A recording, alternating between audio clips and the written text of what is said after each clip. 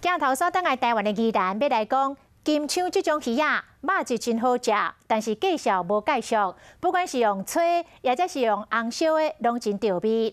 讲大溪有一区饲这个金枪的鱼温啊，头家来指控着政府相关的部门，中秋节大漏水，但是附近2、5连洪水门煞无来拍开，所以无法度排水，致使水质恶化。 伊的鱼啊死1万多斤，损失超过100万。伊即摆拍算要提出着国赔，要叫政府来负责。真金枪用一寡葱啊，肉质真甜。宜兰大溪有袂少鱼温啊，拢有饲，不过业者是买扣无目屎。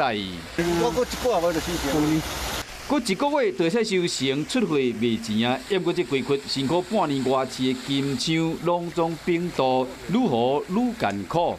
至少万几斤，损失有100几万。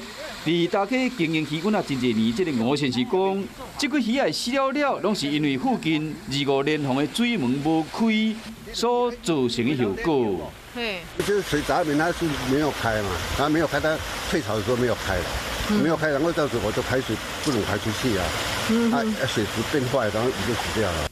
吴先生讲，因为中秋的时都是大涝，要不值班人员休假，无来开水门，意思讲无法度排水出去，让这个水质恶化。